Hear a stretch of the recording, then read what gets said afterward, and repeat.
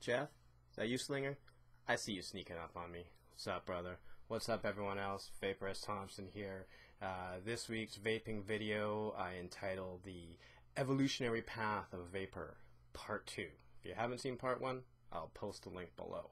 Part 1 in a nutshell is basically how the path I took through vaping, which many other people took, starting with a starter kit, 901 or a 510, getting into the ego, cart mods, direct dripping, getting yourself a high voltage mod, getting yourself into bottom feeding mods, journeyman, getting yourself into variable voltage, and then, variable voltage and bottom feeding, all that.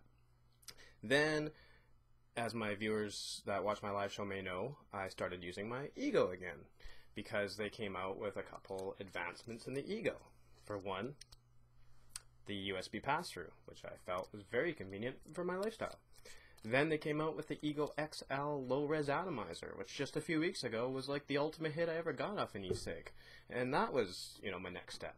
Then I get into the 306 low-res, or how I like to call them, the Tray Not 6 Lizzle Rizzle, in honor of Vaporcast.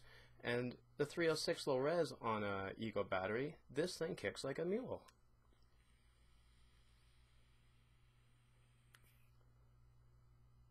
As you can see, clouds of vapor. And I warn you, after using the low res 306, the 510 low res, not as appetizing anymore. Just doesn't quite give me the kick this does. So now, I'm back on the Ego, and now I found a way to enjoy the 510 again. I'm back on the 510, and that's because of this new product, which is from the e-cig.com, and that is their new Pyrex glass hand-blown drip tips. And something about this drip tip gets me liking 510s again. It's something to do with the airflow. It's just got a really nice airy pull on it, so it blows the vapor more at you like the 306 does. Dripping on this thing is a pleasure. Check this out. No matter if you hit the edge or not, it's just going to slide down because it's glass and slippery. Barely have to give it a blow, and looks cool when you vape it. Check it out.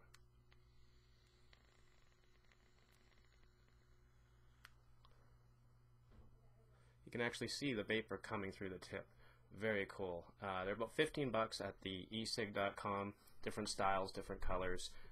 Real cool product. I definitely recommend. It's got me back into the 510, so I owe it that.